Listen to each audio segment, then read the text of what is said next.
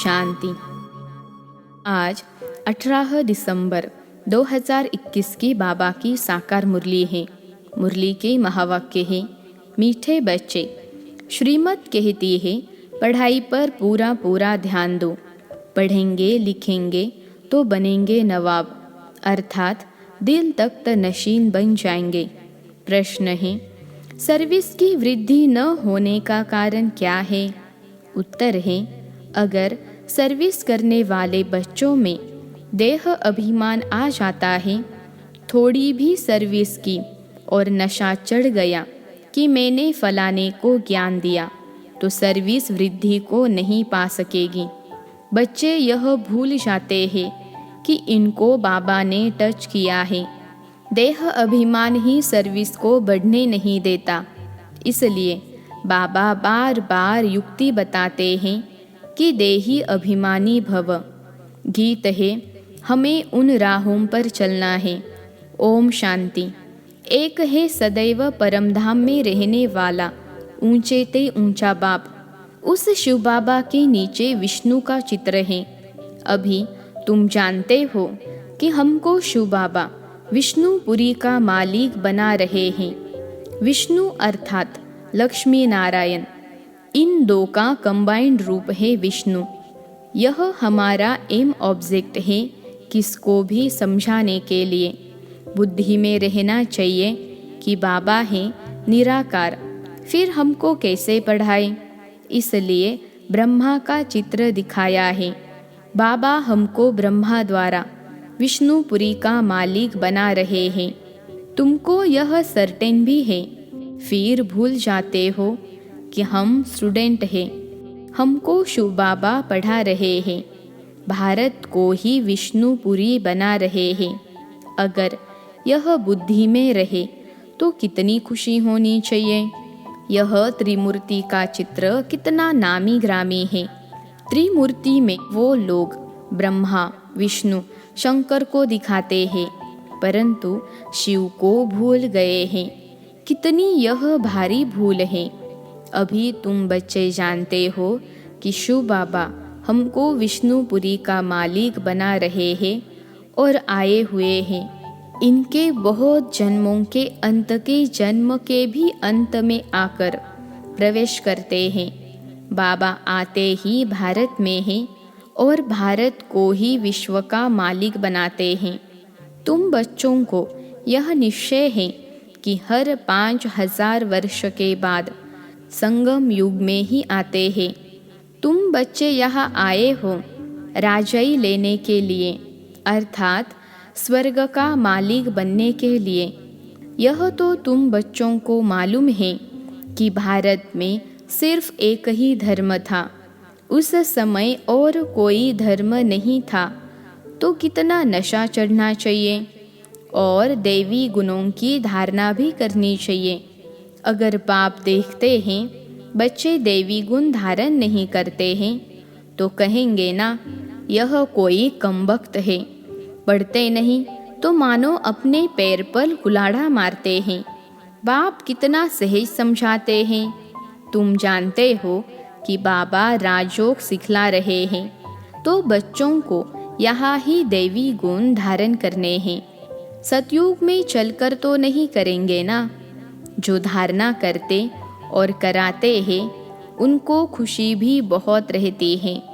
बाप है ही ऊंचे ते ऊंच, मूल वतन में रहने वाला। सूक्ष्म वतन वासियों को देवता कहा जाता है और यहाँ है मनुष्य। परमात्मा है सभी आत्माओं का बाप अथवा स्वर्ग का रचयिता। यह ज्ञान भी अभी तुमको मिलता है। तुम जानते हो कि हम भी पहले पत्थर बुद्धि थे। बाप द्वारा हम भी पावन बन रहे हैं। पहले पहले भारत में गौड़ गौड़ेश का राज्य था। उसको भगवती श्री लक्ष्मी, भगवान श्री नारायण का राज्य कहा जाता है। अब वह कहाँ गए? उन्होंको ऐसा किसने बनाया? यह न कोई बता सकेंगे, न यह बातें किसको ख्याल में ही आएगी। तुम जानते हो इस साकार सृष्टि में ही उन्हों का राज्य था। अभी भी वह भिन्न नाम रूप से यहाँ है।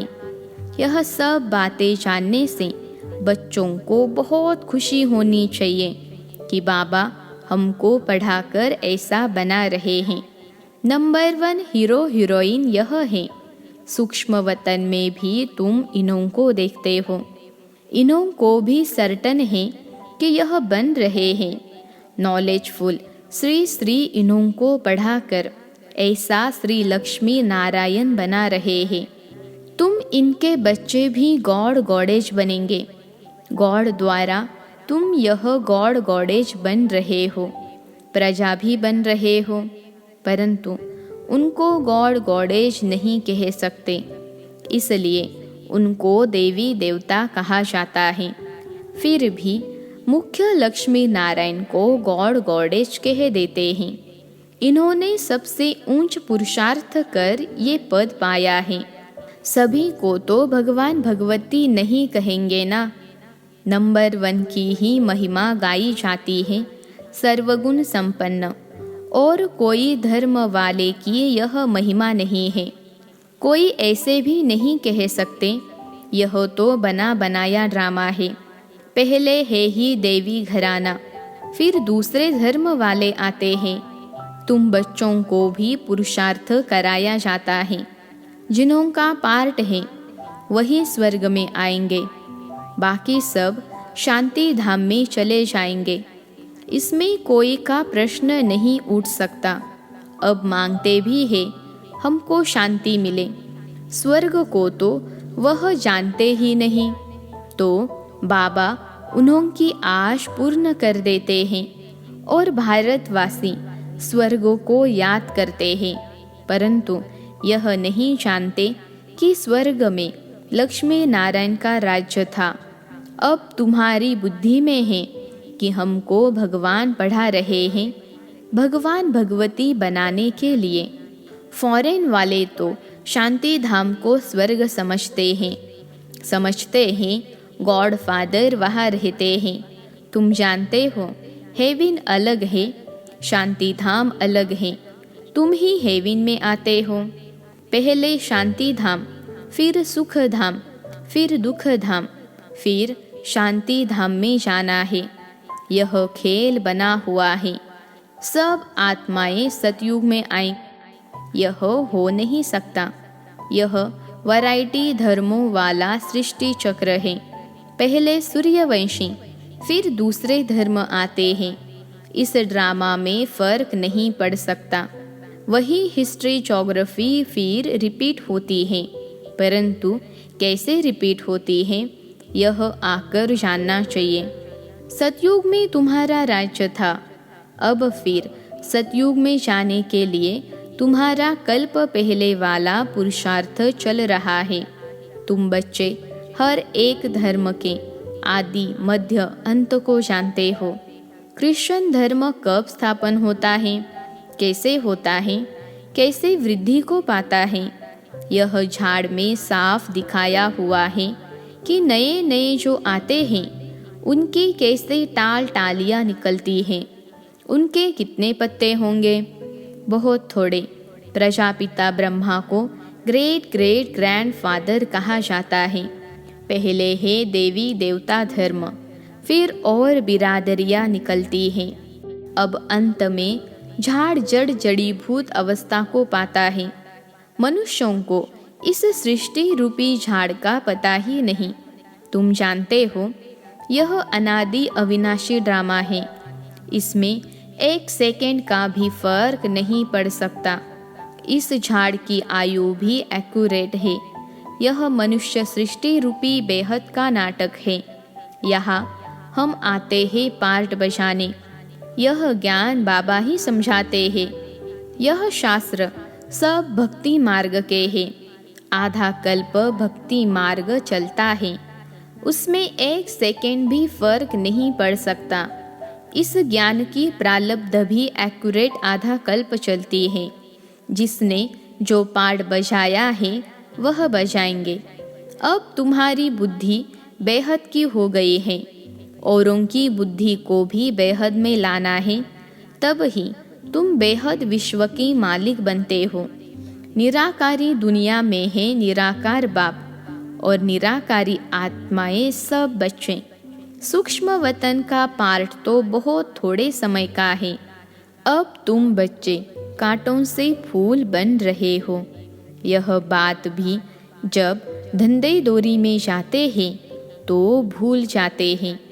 जिनको धारणा होती है वह सारा दिन विचार सागर मंथन करते रहते हैं कि कैसे हम सर्विस करें अथवा कांटों को फूल बनाएं। बाप सबसे बड़ा धर्मात्मा है जो साधुओं का भी उद्धार करने वाला है। बाप जब तक साकार में न आए तो मनुष्यों का उद्धार कैसे हो? बाकी प्रेरणा से थोड़े ही होगा। तो बाबा आकर सारा ज्ञान देकर तुमको त्रिकालदर्शी बनाते हैं। तो तुम बच्चों को कितना नशा रहना चाहिए। बाबा बहुत युक्तियाँ बताते हैं कि ऐसी ऐसी सर्विस करेंगे तो बहुतों का कल्याण होगा। बाप को याद करो तो विकर्म विनाश हो जाएंगे और चक्र को याद करो तो चक्रवर्ती राजा बन जाएंगे। औरों को भी बनाते जाओ। जैसे पढ़ाई से मनुष्य बैरिस्टर बन जाते हैं, तुम मनुष्य से देवता बन जाते हो। बाबा कहते हैं अगर आप समान नहीं बनाते तो गोया सर्विसेबल नहीं बने हो। सर्विस किसकी छिपी नहीं रह सकती। तुम्हारा भी अंत में प्रभाव निकलेगा। अभी तो बच्चों की अवस्था नीचे ऊपर होती रहती है। कुछ परीक्षाएं आती हैं तो बच्चे मुरझा जाते हैं। तुमको भी फील होता होगा कि आज हमारी अवस्था याद में टिकती नहीं है। दशाएं तो बदलती रहती है ना। बृहस्पति की दशा उतरती है तो एकदम नीचे गिरा देती है। बीमारी भी कर्म भोग है जो सर्विस नहीं कर सकते। अभूल तो अंत में ही बनेंगे, परंतु सदैव यह नशा रहना चाहिए कि हमको परमपिता परमात्मा पढ़ा रहे हैं भगवान भगवती बनाने के लिए। अभी अगर फेल हुए तो कल्प कल्पांतर तुम्हारा ऐसा पार्ट हो जाएगा। बाबा भी साक्षी होकर देख रहे हैं और अपने को भी देखना है कि हम क्या सर्विस करते हैं। कभी कभी माया बच्चों को थप्पड़ लगा देती है। श्रीमत पर न चलने के कारण माया मार मार कर मुर्दा बना देती है। सर्विस भी नहीं कर पाते हैं। नहीं तो देख भी रहे हो कि माताएं कितनी सर्विस करती हैं। कोई कोई तो देह अभिमान में आकर कहते हैं हमने इनको ज्ञान दिया। यह भूल जाते हैं कि बाबा ने इनको टच किया है बच्चों का नाम बाला करने के लिए। देह अभिमान होने के कारण जो सर्विस होनी चाहिए वह नहीं हो पाती है। फिर कहते हैं बाबा भूल हो गई। बाबा ने समझाया है, बड़े आदमियों को बहुत युक्ति से समझाना है। उन्हों से ही आवाज़ निकलेगा और वाह वाह होगी। परंतु बच्चों को अर्जुन योग की पावर भरनी है। अब बाबा आकर पुरुषार्थ करवाते हैं, फिर भी तकदीर में नहीं है तो श्रीमत पर चलते ही नहीं हैं। पढ़ेंगे लिखेंगे तो बनेंगे नवाब और बाबा की दिल पर चढ़ेंगे। देखो सब बच्चे बाबा को बुलाते हैं क्यों? वह बाप भी बच्चों की दिल पर चढ़ा हुआ है।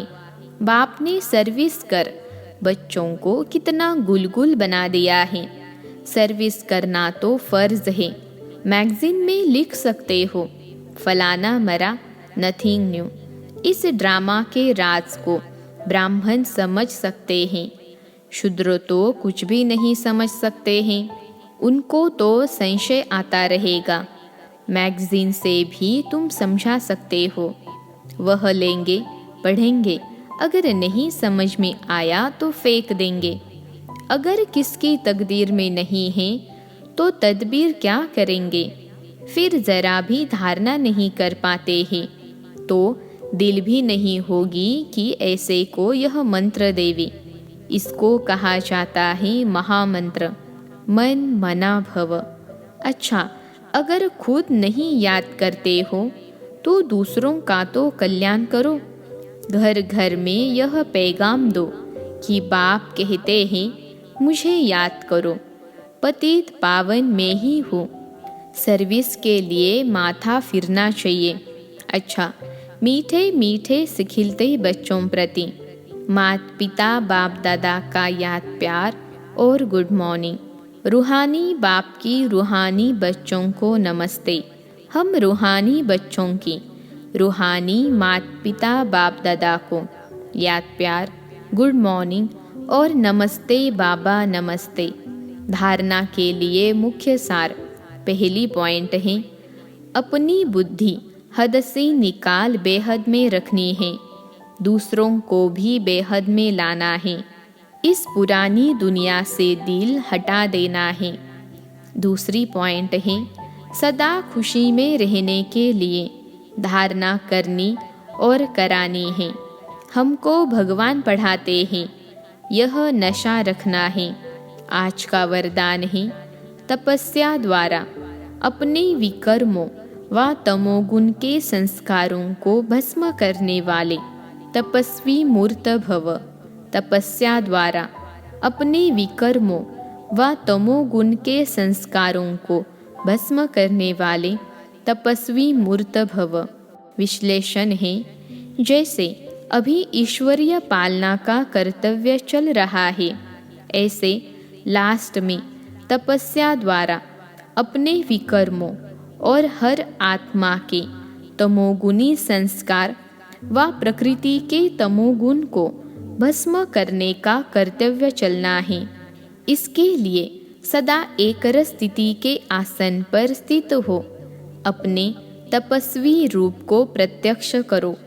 आपकी हर कर्मेंद्रिय से देह अभिमान का त्याग और आत्म अभिमानी बनने की तपस्या प्रत्यक्ष रूप में दिखाई दे।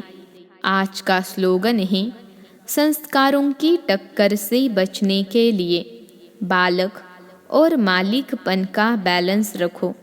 संस्कारों की टक्कर से बचने के लिए बालक और मालिकपन का बैलेंस रखो। अच्छा, ओम शांति।